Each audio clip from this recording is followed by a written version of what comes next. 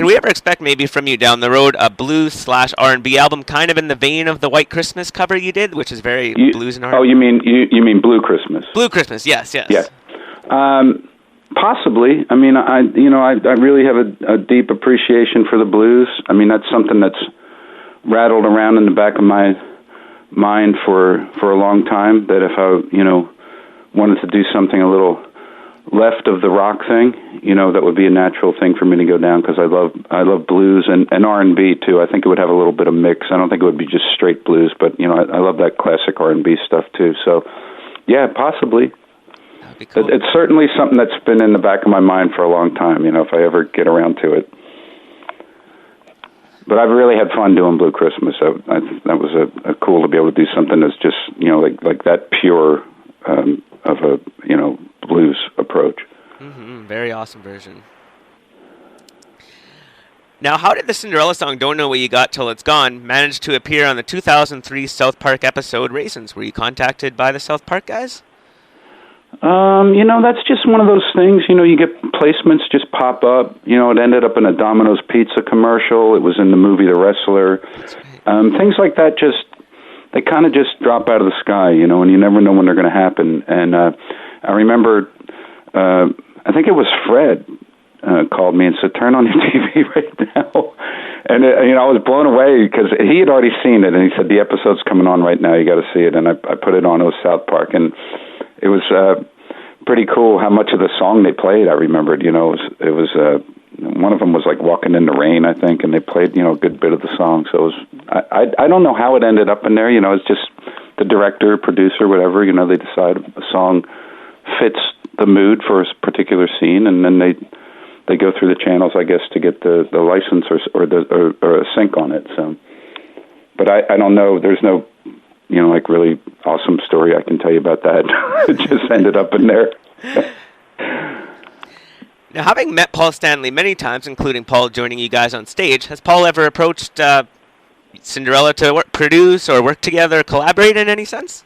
No, not that I remember. Okay, gotcha. Now, with the 5 years for re-record rights having passed, many songs written and only 5 songs demoed, have the band ever talked about finishing up the unreleased Cinderella album? For Portrait Records. Yeah, we haven't really talked about it specifically in that way. I mean, pretty much where we're at is,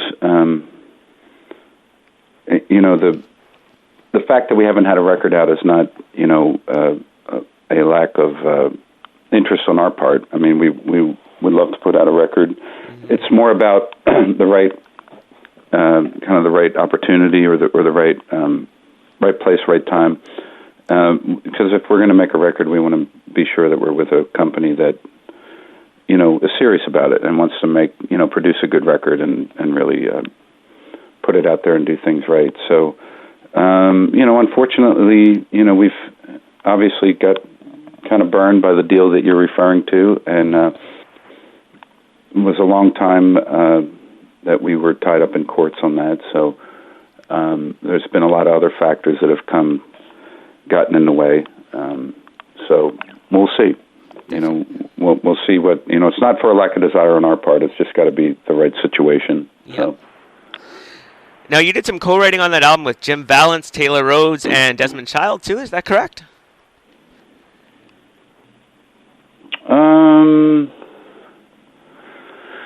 Well, yeah. I mean, it was all kind of. There was a period of time where I was just writing with a lot of people after I got to Nashville, and I certainly did. Jim Vallance came down here, and I worked with him. We never got to finish up what we were working on. And who else did you mention? Desmond Child and... Yeah, I've written a couple of things with Desmond Child. Those songs weren't really... I don't think any of those songs were up for the Portrait record. War Stories, which is on one of our greatest hits thing, was a co-write with Desmond. Yes, I like that one. And who was the other? And Taylor Rhodes. Yeah, we wrote a couple things together that possibly possibly would have been on that record. I don't think, we never really got to the song selection process for that record, so it's hard to say what was going to be on it, because it never really got to that point. So Right. But there were many, many songs. So very cool. Now, with Live from the Mohegan Sun being on Portrait Records, on Frontiers Records, has Frontiers Records offered you guys a contract for a new album? Not that I'm aware of. No. Okay, gotcha.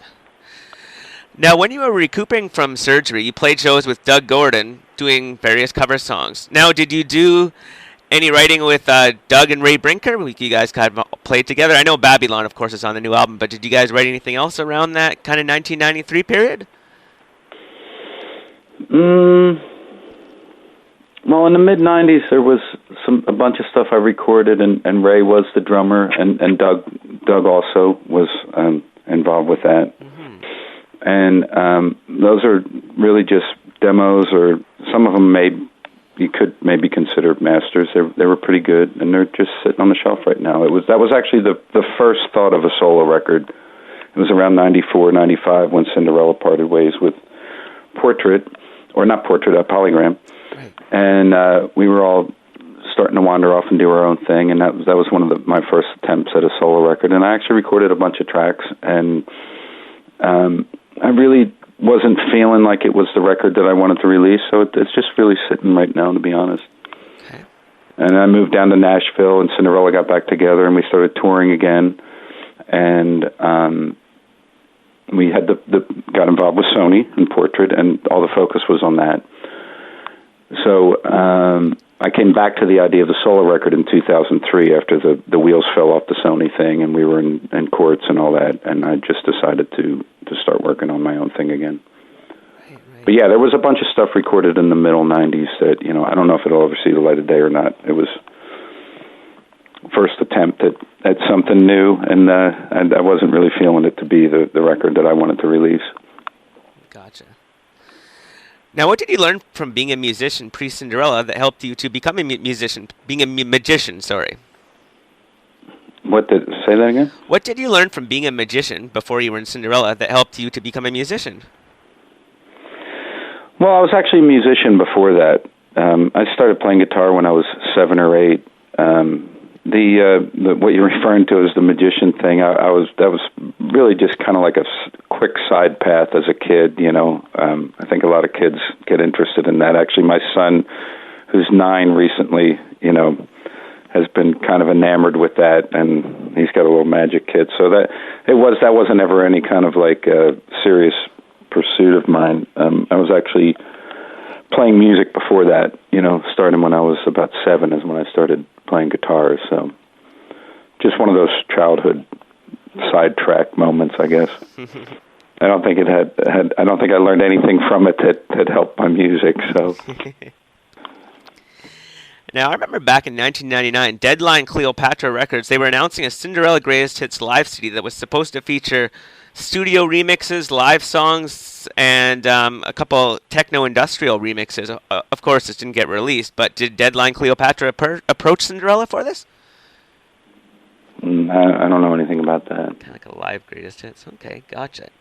Now, on the topic of Long Cold Winter, did any of the song mixes that Bob Rock worked on get recorded? Were they on the record? Yeah, or cause I know Bob Rock had an involvement. Did anything get recorded, or did anything make the record Long Cold Winter? It's just another one of those situations. A lot of times when records are being made, different mix engineers are brought in, and I do remember working with Bob out, I believe, in A&M Studios out in Hollywood. And we had worked with Andy for a long time producing.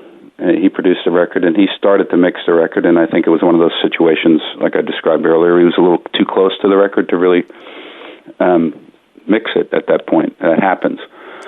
So Bob Rock was one of the guys. I remember working with him on a few songs, and we tried a few different people, and we ended up with Michael Barbiero and Steve Thompson, who ultimately ended up mixing the record. But that's quite common with records, when you're looking for a particular sound, that you'll try, several engineers. I mean, to be very specific about my solo record, we went through probably 18 different mix engineers. Wow.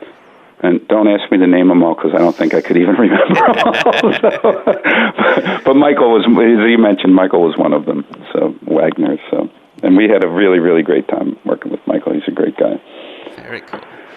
Now, I love Long Cold Winter, but if you ever had the opportunity, would you ever consider remixing it without the reverb and effects?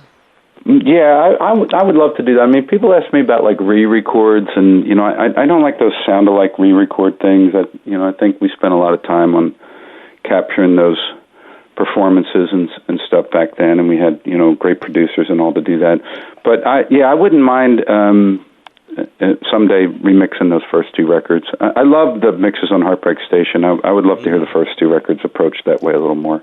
Absolutely. Now, with having an interest in John Paul Jones do the string arrangements for Don't Know What You Got Till It's Gone, did the band approach John Paul Jones at that point? He didn't do Don't Know What You Got Till It's Gone. But you guys were interested in having him, if I remember right, though. Is that correct? Like, interested in approaching him? Yeah. Okay. Yeah. Yeah, that's correct. You know, Andy Johns had worked with Zeppelin, so he knew John Paul Jones, and if I remember correctly, I wanted to try and do live strings on that song, and I think we had maybe a little bit of a budget restriction that prevented that. We were already pretty deep into that record. You know, our records always, you know, took a while, and we got crazy in there. So, but I remember bringing that up to Andy, and he said, you know, for whatever the reason was that we weren't going to do it, we were either running out of time or budget or whatever. I don't remember, but you know, that's kind of expensive to bring an orchestra in. Mm-hmm, absolutely. But he said to me at that point, he said, if we ever are going to do live strings, you want to use John Paul Jones. And he said, because he's an incredible arranger. And I kind of kept that in the back of my head when we got to the Heartbreak Station record, which Andy wasn't involved in. At that point, we had that was the one record that we didn't work with him on. But that was in the back of my head, and I wanted to have live strings on the title track, Heartbreak Station, and on Winds of Change. Winds of Change. So it turns out that one of the producers on the record, John Jansen, his manager also managed John Paul Jones. So I mentioned it to John, and you know, at Andy's recommendation, because Andy says he's the best and very unique, and he did have some very unique, you know, movements in the melody and stuff. So I'm glad that we used him. And he was just a pleasure to work with, you know. I remember talking to him on the phone, and it was kind of one of those, you know, moments for me because I was a huge Zeppelin fan. And I had sent him the demo of Winds of Change and Heartbreak Station, and he actually, I had some string lines already written, and he actually asked me, he said, do you mind if I keep some of these lines that you have? And I said, no. He said, there's a couple that I really like, and I was like, feel free, man.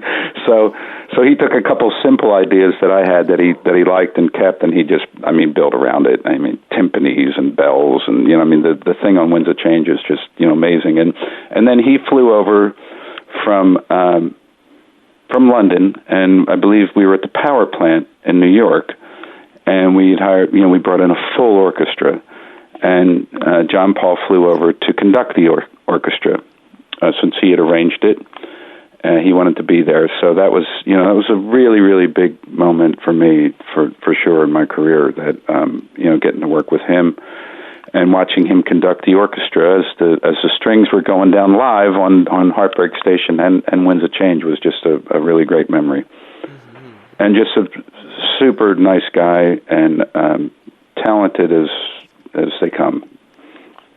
Definitely. Now, when Cinderella toured with Loudness and Poison in 1986, Loudness would often sing Cinderella songs at soundcheck. Did any of this get recorded that you remember? Loudness did? Mm-hmm, yeah, they would do a different Cinderella song. I believe it was each day for soundcheck, and I know I don't remember that. You're talking about when we were on tour with them with Poison for a couple of weeks? Yes, in 86. Yeah. I remember the tour. I don't remember that, but so far you've been dead on with most of your facts, so you're probably right.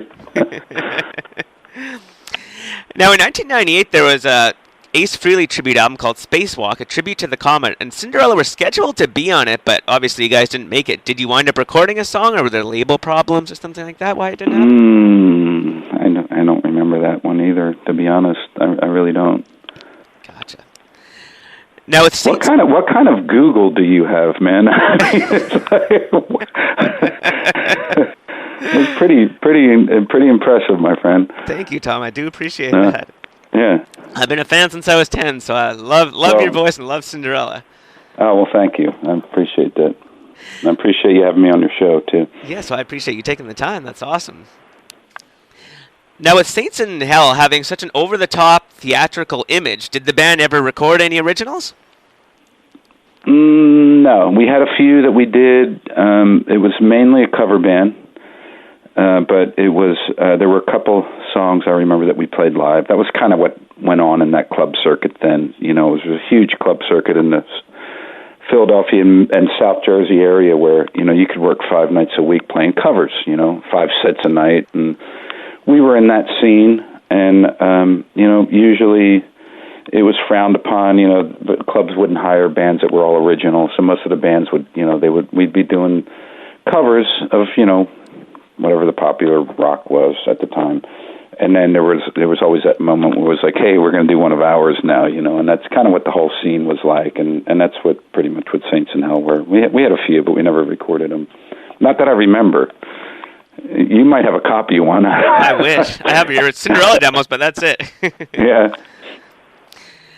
Now, what was your connection with John Corabi, of course, both being back from Philadelphia back in the day, before you guys had bands like Angora, The Scream, and Cinderella? Well, just what I just described. We were both in that club scene, playing pretty heavy cover bands, as you know, and we ran into each other all the time. You know, I mean, that was just like a big scene then. You know, and John was in bands working like I described, the same as me, probably 5 nights a week, 5 sets a night. We were in that scene for, you know, quite a few years there. So I've known John for a long time. Right on. Well, that's all I got. Thank you very, very much for your time, Tom. I very, very much appreciate it. Well, thank you very much. Very interesting interview. Yes. Very interesting answers on your part also. Well, thanks, brother.